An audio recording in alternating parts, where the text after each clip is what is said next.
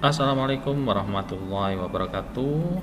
Ya anak-anak, kita masih membahas materi transformasi. Kali ini yang akan kita bahas adalah dilatasi, yaitu perubahan ukuran.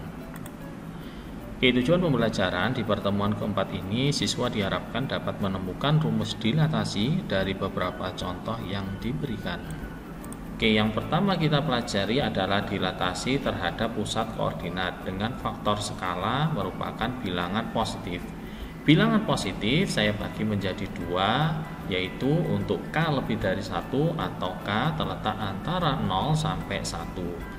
Coba perhatikan ilustrasi berikut ini. Di sini saya memiliki segitiga siku-siku dengan koordinat titik P 2,2, koordinat titik Q 6,2 dan koordinat titik R adalah 2,4. Kemudian segitiga ini akan didilatasi terhadap pusat koordinat dengan faktor skala adalah 2. Menurut kalian bayangannya seperti apa? Koordinat bayangan titik P menjadi 4,4, koordinat bayangan titik Q menjadi 12,4, koordinat bayangan titik R menjadi 4,8. Nah anak-anak, kalau kalian amati bagaimana sifat bayangannya? Ya, benar sekali. Sifat bayangannya adalah diperbesar dan tegak. Diperbesar artinya ukuran dari bayangan itu lebih besar daripada ukuran bendanya. Tegak di sini artinya posisi bayangan itu seperti posisi benda mula-mula. Sekarang kita akan lihat bagaimana kalau segitiga ini didilatasi dengan faktor skala adalah 1/2. Menurut kalian bagaimana bayangannya? Iya, benar sekali. Bayangan titik P adalah 1,1, bayangan titik Q adalah 3,1, bayangan titik R adalah 1,2. Nah, kalau kita amati sifat bayangannya adalah diperkecil dan tegak. Nah, anak-anak, ini hasil dilatasi untuk K lebih dari 1, sedangkan di sini hasil dilatasi untuk K antara 0 sampai 1.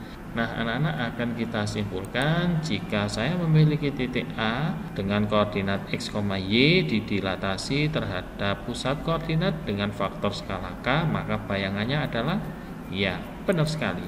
Bayangannya adalah K dikalikan X, K dikalikan Y. Jadi masing-masing komponen dari X dan Y dikalikan dengan faktor skalanya.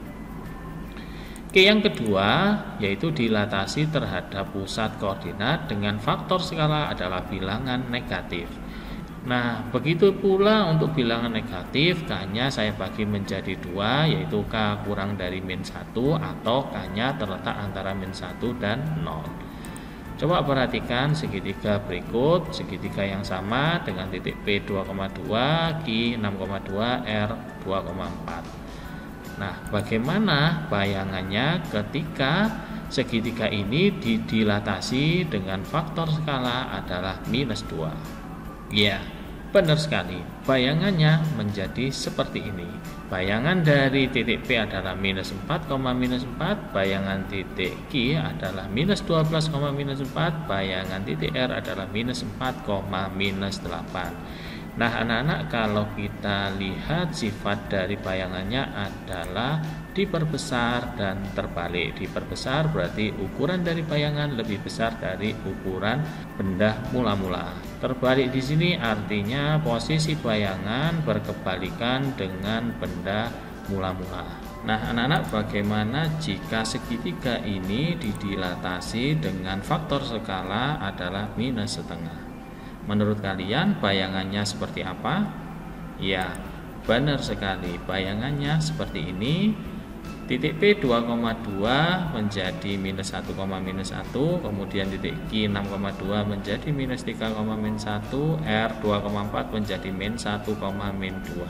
Sifat bayangannya adalah diperkecil dan terbalik. Diperkecil berarti ukurannya itu lebih kecil dari ukuran sebenarnya, sedangkan terbalik itu posisi benda itu berkebalikan dengan posisi mula-mula. Nah, anak-anak, dari sini dapat kita simpulkan bahwa jika saya memiliki titik A, X, Y didilatasi terhadap pusat koordinat dengan faktor skala K, maka bayangannya adalah K kalikan X, K kali Y. Oke, itu dua sifat dari dilatasi. Oke, sekarang kita simpulkan jika sebuah titik P, X, Y didilatasikan pada pusat koordinat dengan faktor skala K, maka hasil dilatasinya adalah benar sekali, Kx, Ky. Nah, kita akan simpulkan hasil dilatasi pada bilangan positif bayangannya adalah tegak. Nah, anak-anak, kita akan bagi faktor skalanya menjadi 2. Untuk faktor skala atau K lebih dari 1, maka bayangannya adalah diperbesar. Untuk K letaknya antara 0 sampai 1, bayangannya adalah diperkecil. Nah, untuk dilatasi pada bilangan negatif, bayangannya adalah terbalik. Ini kita bagi 2 juga. Untuk K kurang dari -1, bayangannya adalah diperbesar. Sedangkan untuk K antara -1 dan 0, bayangannya diperkecil. Dan anak, biar kalian lebih mantap, kita akan coba kerjakan latihan soal. Oke, ada 2 latihan soal. Yang pertama, titik P 2,-5 didilatasi dengan pusat 0,0 dengan faktor skala -4. Oke, seperti ini. P 2,-5 didilatasi terhadap pusat koordinat dengan faktor skala -4. Menurut kalian koordinat titik P seperti apa? Ya, benar sekali. Masing-masing kita kalikan K. Karena K-nya di sini -4, maka bayangannya adalah -4 kali 2 -8, -4 kali -5 adalah 20.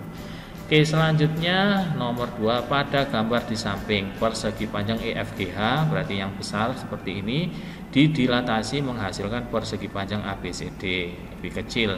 Faktor skala dari dilatasi pada kejadian tersebut adalah, nah anak-anak, kalau bayangannya lebih kecil pasti K-nya itu pecahan biasa. Nah, untuk mengetahui berapakah faktor skala, kalian tinggal pilih saja satu titik yang mewakili titik-titik pada bangun tersebut. Misalkan kita pilih yang pertama adalah titik G seperti ini titik ada bendanya 3,3. Kita dilatasi nggak tahu, ini akan kita cari. Kemudian bayangannya adalah ABCD, maka bayangan dari titik G adalah D. Di sini titiknya adalah 1,1. Nah, kita ketahui bahwa rumusnya adalah 3 kali K itu sama dengan 1. Maka K-nya adalah 1/3. Oke, jadi faktor skalanya adalah 1/3. Oke anak-anak, saya rasa cukup sudah pembahasan kita berkaitan dengan transformasi. Dan ini materi terakhir dari transformasi, yaitu dilatasi. Oke, semoga bermanfaat. Ihdinas siratal mustaqim. Assalamualaikum warahmatullahi wabarakatuh.